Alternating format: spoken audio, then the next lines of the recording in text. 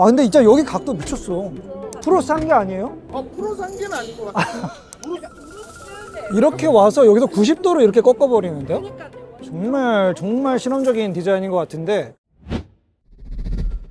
안녕하십니까. 오늘 전 세계 최초로 한국에서 공개되는 르노의 차세대 오로라2 플랫폼의 핀란테라고 하는 모델이 공개가 됐습니다. 이 오로라 프로젝트는 그 르노 코리아에서 리드를 하면서 전 세계의 글로벌 아키텍처로 새롭게 좀 만들어내고 있는 모델인데, 사실상 넓게 보면 지리그룹과의 관계가 있어서 지리그룹 산하에 또 같이 있는 볼보의 CMA 플랫폼을 가져다가 준대형급으로 늘려놓은 그러한 모델입니다. 근데 일단 첫 인상은 이 차 뜰 것 같다라는 그런 직감이 있습니다. 우리나라 사람들 큰 SUV 좋아하잖아요. 그동안의 그랑클레오스가 약간 D세그먼트 크기로는 조금 애매한 투싼과 산타페의 그 사이에 살짝 걸쳐져 있는 그러한 느낌이었다면, 이제 완연하게 그거보다 한 등급 더 높은 차체를 가지고 있고, 그리고 디자인도 그랑클레오스랑 비교하면 훨씬 더 세련되어 있는 느낌들이 강합니다. 한번 구경을 가보시죠. 네, 오로라2 프로젝트, 오로라1이 약간 정통 SUV의 D세그 모델이라고 한다면은, 이 모델 같은 경우는 쿠페형의 준대형급, 한 단계 더 큰 2세그 정도로 봐도 될 정도의 사이즈로 나왔습니다. 4.9m를 살짝 넘어서는 전장을 가지고 있고요. 휠 베이스도 한 2.82m 정도로 넉넉하게 뽑아냈습니다. 이 준대형급이라고 하는 이 차체를 다시 날렵하게 쿠페형으로 뽑아내고, 또 뒤쪽에 이 붕 떠 있는 것 같은 이런 리어 스포일러들도 디자인을 좀 잘 뽑아내고요. 실제 사이즈보다 더 크다는 느낌을 받습니다. 그래서 처음에 이 차를 딱 마주했을 때의 진짜 첫 인상은 세련되고 웅장하면서 차 크기가 5m가 넘어가는 것처럼 보인다라고 하는 약간 그런 좀 착시 효과가 있었거든요. 보통 쿠페형이라면은 사이즈가 더 커 보이는 경우들이 있는데, 그런 효과들을 굉장히 잘 뽑아내는 느낌입니다. CMA 기반으로 만든 차 중에 거의 가장 큰 사이즈라고 해도 과언이 아닌데요. 이 차가 길어 보이는 거는 사실 이 위쪽에 있는 루프의 실루엣에서 차가 난다고 보시면 될 것 같습니다. CMA 플랫폼의 특성상 A필러는 그렇게 뒤쪽으로 많이 빼지는 못했습니다. 그래서 앞쪽에 약간의 오버행이 있고 A필러가 비교적 일찍 시작되는데, 쿠페형 SUV 치고는 이 루프가 진행되는 이 면적의 길이가 굉장히 길게 빠져 있어요. 보통의 쿠페라면 여기서 완만하게 밑으로 떨어져야 되는데, 이 차는 쿠페형임에도 불구하고 외건형처럼 엄청나게 긴 루프라인을 가지고 있습니다. 그런데 여기에서 거의 수평으로 뻗어나가는 리어 스포일러가 거의 30cm가량 더 길게 뻗어지기 때문에, 측면에서 봤을 때 이 차 가지고는 실제 이 길이의 감각이 루프 쪽에서 오는 면적이 상당하기 때문에 세그먼트 5m를 넘어서는 세그먼트의 그 차처럼 보이는 거죠. 뿐만 아니라 시선이 여기서 끝나면서 다시 떨어지게 되는 이 돌출되어 있는 테일 램프, 그리고 과감하게 이 각도를 뽑아낸 역조 부분의 뒤쪽 부트의 하단 부분 때문에 이 차가 다시 한번 뒤쪽으로 훨씬 더 광활하게 뻗어나가고 있는 것 같은 그러한 인상을 주게 됩니다. 그래서 실제로 이 차가 경쟁하고 있는 대표적으로 푸조 5008하고 비교를 해본다면, 사실 4.9m 내외에 몇 cm밖에 안 되는 길이 차이를 가지고 있지만, 눈으로 봤을 때 얘는 한 등급 한 체급이 더 위급인 차로 보여요. 국산차로 비교하자면 소렌토나 산타페급의 그러한 세그먼트에 들어가는 차량이지만, 길이가 주는 감각으로 보면 거의 팰리세이드가 보여주고 있는 그 길이 감각에 육박하는 느낌을 주고 있습니다.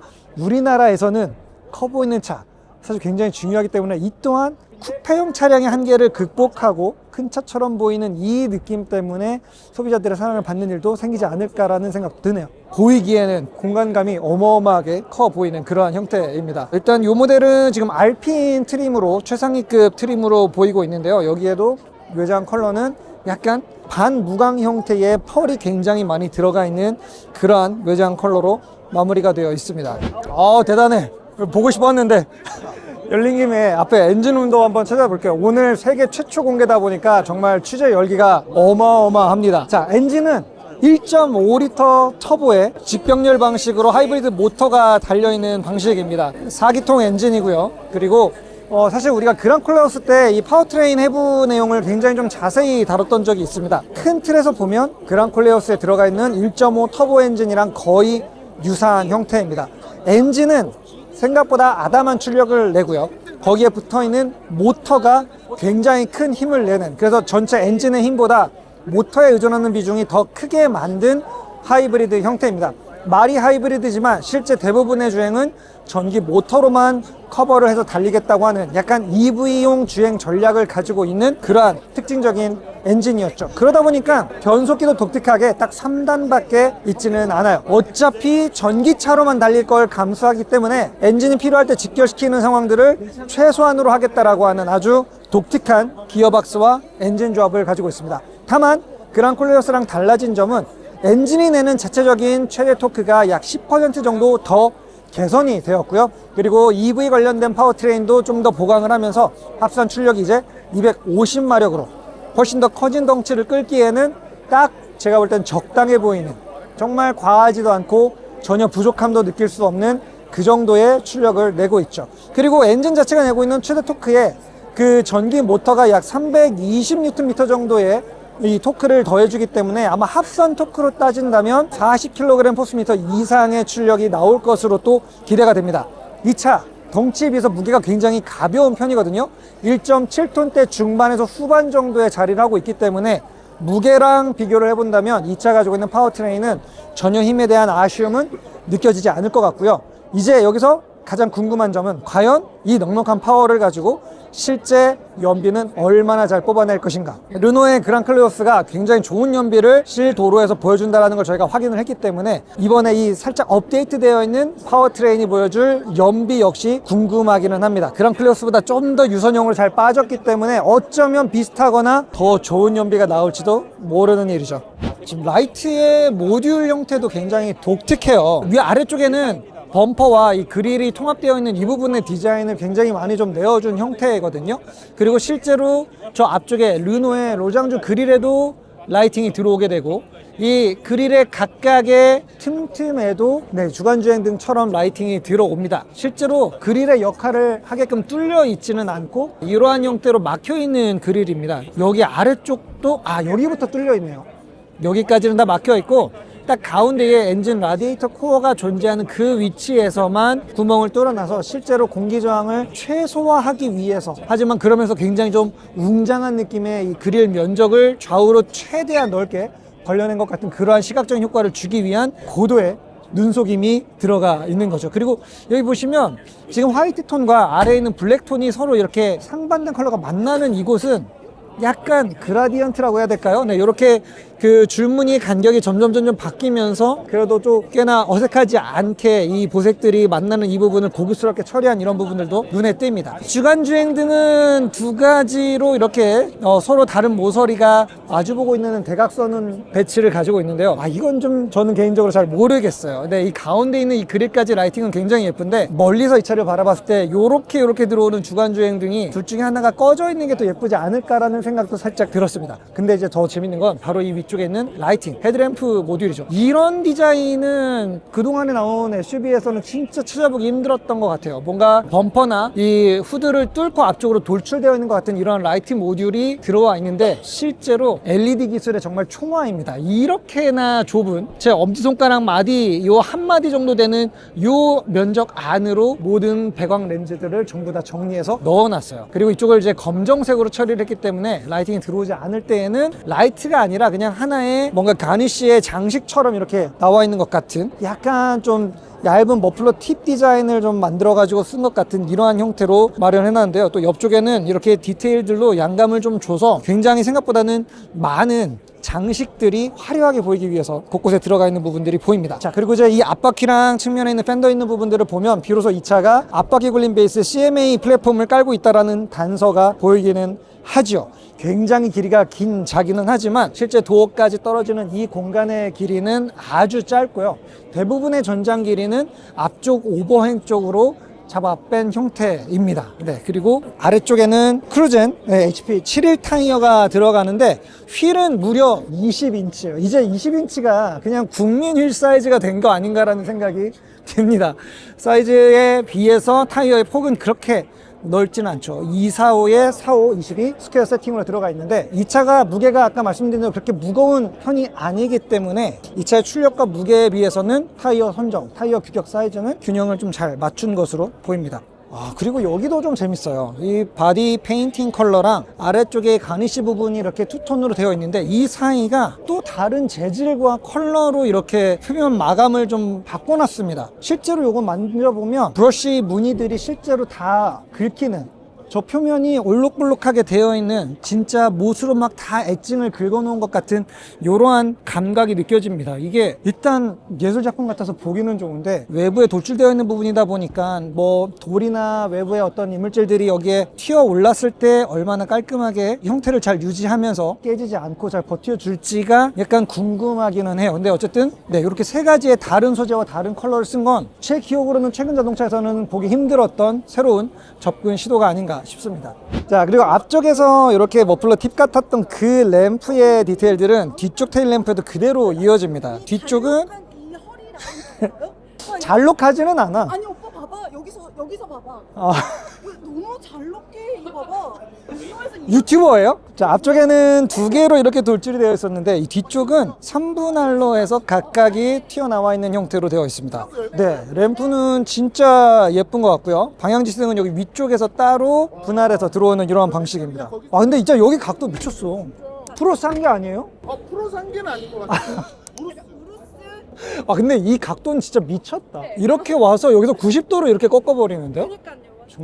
정말 실험적인 디자인인 것 같은데. 버튼이 밑에 있어? 트렁크를 못 찾으신 분은 저도 헤맸었기 때문에 여기 있다. 잠깐 누르고 갑니다. 어머. 수고하십시오. 좀잘 숨겨놔. 역시 동희 선배 다 알고 있어. 네. 와, 여기 라인도 진짜 이 파팅 라인도 정말 독특하게 파져 있죠. 이 쿠페형의 이 스포일러에게 얼마나 많은 공을 들였는지를 알 수 있어요. 이 스포일러 디자인을 유지하기 위해서 굉장히 독특한 형태의 파팅 라인이고, 야, 여기 이 모든 쪼개지는 이 라인들이 열려 있으니까 또 이것도 하나의 약간 예술 작품처럼 보입니다. 정말 디자인적으로는 역대 나왔던 국산 SUV 중, 그쵸, 국산 SUV가 맞죠. 왜냐면 이 차는 부산에서 생산되는 자동차니까요. 네, 국산 SUV 중에 가장 뭐랄까요, 그 단어 뭐지? 아방가르드. 정말 약간 좀 전위적인 디자인을 가지고 있습니다. 그리고 정말 제가 농담처럼 프로상계라고 얘기했지만 페라리급에서나 할 법한 이런 정말 스포티한 SUV의 후면부 디자인을 르노가, 이 대중 브랜드가, 그리고 이 차의 가격이 지금 4천만 원대 중반 정도인데 이 정도 가격대에서 누릴 수 있게끔 뽑아냈다라는 것 자체도 저는 박수를 보내주고 싶은 마음입니다. 자, 다시 한번 말씀드리지만 이 차 실제 주행을 해보게 되면 거의 전기로만 운행을 하게 돼요. 그리고 엔진이 돌아도 엔진은 발전기 역할을 하는 게 거의 메인으로 쓰입니다. 엔진이 직접적으로 바퀴를 동력해서 구동을 시켜주는 그 시간대는 극히 제한적이에요. 그래서 아마 대부분의 사람들이 이 차를 타면 전기차 아니야 라고 생각하겠지만 이 차는 전기 충전구는 그 어디에도 없습니다. 그냥 기름만 넣고 타는 하이브리드 방식이지만 완전한 전기 버전처럼 PHEV를 넘어서 거의 배터리 EV의 주행 감각으로 운행을 할 차량이에요. 네, 이 차 지금 이 뒤에 도어 트림도 보면 진짜 디테일의 진심입니다. 여기도 블루 펠트 마감, 여기도 약간 이 원래 그 그레이에서 점점 그라디언트로 블루로 넘어오는 요 마감. 우와, 신기한데? 이렇게까지? 자, 참고로 알핀 모델들은 지금 이렇게 파란색으로 레터링 들어가 있고 이 글씨 아래쪽까지 외부 페인트와 다르게 검정색 글로시로 이 플라스틱 마감이 한 겹 더 들어갑니다. 아이코닉 트림 같은 경우에는 그냥 바디 컬러로 전부가 다 여기가 똑같이 마감이 되거든요. 근데 이것 때문에라도 알핀 모델까지 올라가야 될 이유는 충분해 보이기는 해요. 확실히 더 날렵해 보이고 이 뒤쪽에 무게감이 가라앉아 있는 것 같은 그런 느낌들이 주는 것도 사실이에요. 여기도 이거 소재 여기도 썼네. 옆에 측면 도어에 있었던 그 소재가 여기 뒷범퍼에서도 다시 한번 나타납니다. 와, 이 차는 정말 디테일의 진심인 차네요. 모든 부분에 허투루 그냥 장식만 붙여놓지 않고 여기 보시면 이 하나하나 플라스틱 가니쉬에도 이 면을 보세요. 이 플라스틱 위에 다시 이 플라스틱을 얹어서 덧붙였고 여기에서 다시 튀어나오는 형태로 마감을 하고 다시 로고는 음각으로 네 이렇게 잔잔한 무늬까지 다 넣어가지고 다시 한번 마무리를 했어요. 이 부분도 보면 팬더 부분 역조로 다시 안쪽으로 접었다가 이 플라스틱 가니쉬가 나오는데 여기에서 다시 각을 한번 주고 또 각을 한번 주고 그리고 여기에 다시 한번 턱을 주고 보통의 E급의 양산차라면 그냥 한 판으로 주거나 많아봤자 이런 엣지 하나 주고 그냥 넘어갈 것 같은 이런 부분들을 르노는 엄청나게 공을 들여놨습니다. 진짜 이게 뭐 라이트를 봐도 그렇고 팬더 가니쉬를 봐도 그렇고 앞쪽에 있는 요 에이프런들 디자인들을 봐도 그렇고 사이드미러도 마찬가지예요. 사이드미러도 지금 밑에 뿌리가 있고 위에 올라오다가 여기도 이렇게 꺾이고 여기 다시 한번 힘줄이 하나 싹 들어가고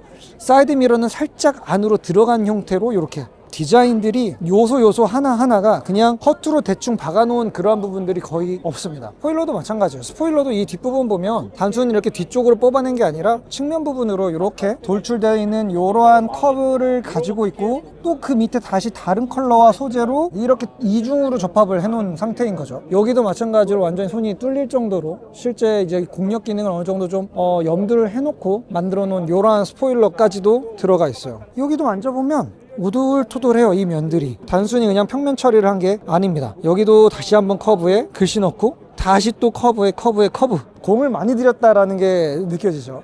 드디어 들어왔습니다. 네, 그랑콜러스에서 먼저 선보였었던 3개의 모니터 방식이 그대로 지금 들어가 있거든요. 오픈 R이라고 지금 이제 부르고 있는데 지금 제 시점에서는 조석 디스플레이가 거의 보이지가 않습니다. 그래서 여기는 동영상 스트리밍을 조석을 위해서 나오는 전용 화면이라고 보시면 되고 지도를 이렇게 던지면 여기로 들어오고 다시 가지고 가면 이쪽으로 넘어가는 이러한 직관적인 인터페이스도 그대로 유지를 하고 있습니다. 네, 이 위쪽에 있는 재질감은 살짝 좀 거칠어서 이렇게 손을 비비면 살짝 손 피부가 좀 다칠 것 같은 그런 마감을 가지고 있습니다. 하지만 그 아래쪽으로는 살짝 은은하게 앰비언트 라이팅 기능을 하고 있는 필란트의 레터링도 있고요. 그리고 이 도어 쪽에 아까 있었던 그 브러쉬드 마감으로 되어 있는 이 가니쉬가 실내에도 이렇게 연결이 되면서 약간 익스테리어랑 인테리어를 연결해주는 그러한 느낌들도 있습니다. 그리고 지금 이거는 알핀 트림이다 보니까 이 빨간색 스티치들 이렇게 쭉 사용을 해서 곳곳에 포인트를 좀 주고 있죠. 여기도 파란색으로 있고,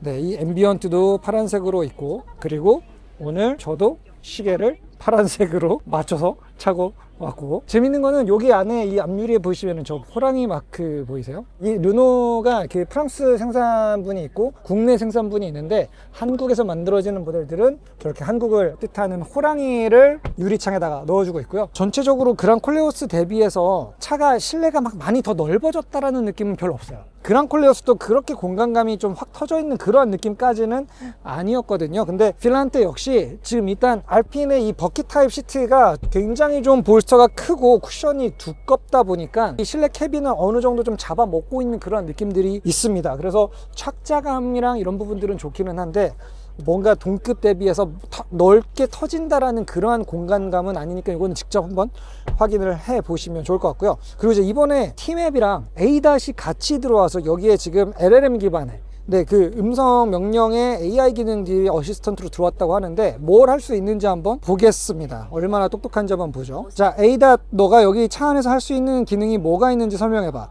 차 안에서 ADAS를 통해 실시간 교통 상황을 확인하고 전화나 문자를 발신할 수 있어요. 또한 플로나 멜론을 통해 음악을 재생하거나 날씨, 뉴스 정보를 조회할 수 있답니다. 네, 보셨죠? 이렇게 그 LLM 언어 기반으로 AI를 만들어 놨기 때문에 그냥 이렇게 자연어로 뭔가를 물어봐도 정확하게 대답을 해주죠. 얘가 혹시 이런 것도 해주나요? 에어컨 온도를 22도로 내려줄래? 자동차 에어컨 온도를 22도로 설정할게요. 자, 22도로 맞춰지는 모습이 있고요. 이 알핀 트림 같은 경우에는 굉장히 좀 어두운 톤으로 마감을 하고 있어서 더더욱 실내 공간감이 약간 좀 작아 보이는 그런 느낌들은 없지 않아 있는 것 같습니다. 계기판 같은 경우에는 그랑콜레오스를 제가 타본 지가 이제 꽤 좀 시간이 지나서 정확하게 기억을 못하고는 있지만 그때보다 그래픽의 유저 인터페이스가 좀 더 개선된 느낌들이 있어요. 여기 이런 그 표시 기능들이 좀 더 미적으로 예쁘게, 그리고 또 배치 면에서도 어느 정도 좀 체계를 가지고 배치가 된 느낌들이 있습니다. 예전에 제가 그랑콜레오스를 리뷰할 때는 요 표시되는 것들이 너무 좀 지저분하게 어지럽게 널브러져 있다라는 그런 느낌을 받았는데 지금은 일단 그런 느낌들이 확연하게 줄어들었습니다. 기어 노브는 이런 식으로 굉장히 좀 짧게 나오는 전자식 노브를 채택하고 있고요. 그리고 드라이브 모드 역시 바로 옆에서 조절을 하는데, 네, 요거는 기존 그랑콜레오스와 동일하게 6가지 기본 모드에 아마 각각 3가지의 모드가 있어서 총 18단계의 매핑을 가지고 있는 드라이브 모드일 것으로 추정이 됩니다. 와, 이런 부분들도 디테일 봐.